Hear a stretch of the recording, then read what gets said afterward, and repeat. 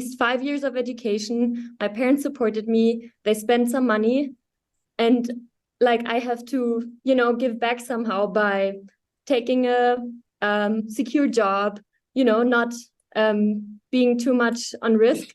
So I feel like it's really hard to, be so bold to say, I'm not focusing on what's in it for me anymore, to what can I give. Yeah. See, you spoke about once the course is over, we will try to find a good career. Do you know the original meaning of the word passion? It comes from the Latin word called pati, which means suffering. It's a wrong, the meaning that we give, passion means do what you love, do what excites you. No, that's a wrong meaning. It has been evolved in a wrong way. So I learned this from a book called So Good They Can't Ignore You by Cal Newport. And he says that we think that mastery comes from passion. No, passion stems from mastery. It's the other way around.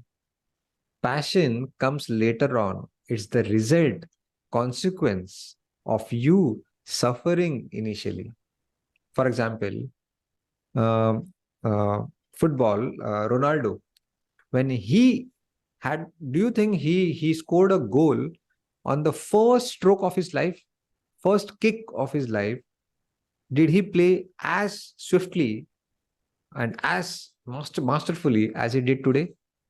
Definitely not. He must have struggled with the game. Then his coach must have shouted, "Yeah, do this, you should kick this way and that." He suffered.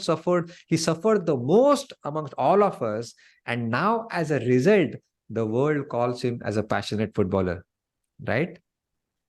That means if you anyway have to suffer initially, then finding passion, the question of finding passion doesn't arise.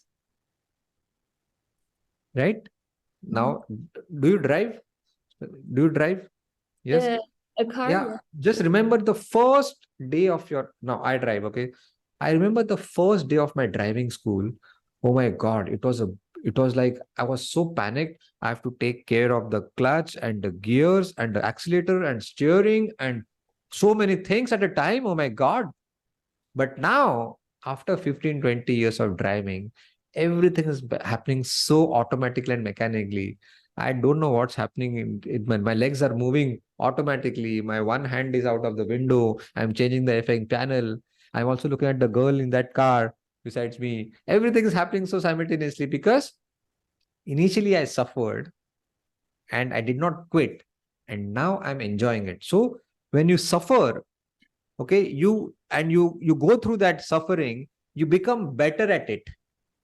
For example, I may not be a great reader during the 5th book of my life, but today I am reading my 1856th book of my life, which is like child's play for me. Why? Because those days when I was locking myself inside the bedroom, underlining big ideas from Robin Sharma, especially when my friends were partying in late night clubs, I suffered. And today, the world calls me as a passionate reader. That means don't find passion, try 20 things. All right. And then when you suffer and you get better at it, there is a very rare chance that you will not enjoy it. For example, Alex is good at photography, for example. Now, Alex is my guinea pig, okay? And he's clicking great pictures, okay? Everybody's praising, but Alex says, no, but I'm not enjoying photography. Highly unlikely, right? Are you getting my point? So stop finding the purpose. You don't find it, you discover it along the way. Just do random things, 20 things, leave them half done. Okay, experiment. For the next 5 years, just experiment. No, we don't use this word called experiment. Stop using the word that I'm going to start a new startup. Will you please help me? People will say, are you mad? Go and find a job. But if you say, I'm doing this experiment, now suddenly the feedback will change. Oh, experiment. That means there is an equal chance of failure. Yeah. So let's start replacing the word failing with falling. I failed. So we say I failed in marriage, I failed in exams, I failed in sports, I failed in exams. It's all the same word everywhere. But if we say falling, I fell down there. What will you say? Oh, it's okay, get up, try again. I'm with you. Right? So let's start using words like experiments and falling down instead of failing and startups and big things. You never start big things. You always start with small things and then they accumulate into something big. Right? So I know I have not answered your question precisely, but as I said, passion doesn't mean you do something that you like. You like it only when you become better at it. And how will you get better at it? When you keep doing it, right? And not one particular field is good or bad.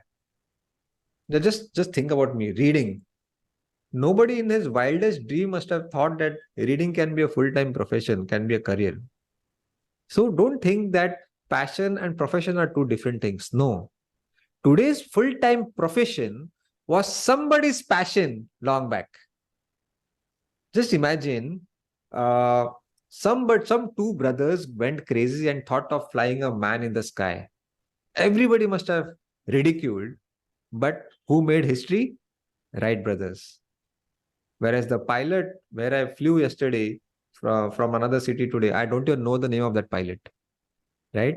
So their passion is today's full-time aviation industry giving jobs for millions of people. Are you getting my point? So, but who is included in the history? Not the pilot who is flying the plane today, but Wright brothers. So if you try to walk the path which is least traveled, yes, people will ridicule you. There is a lot of uncertainty, fear, frugality, depression, probably. But then you will live a life of greatness. But there is also a choice to walk a path which is most traveled, but you have to settle with a life of mediocrity. It's your choice.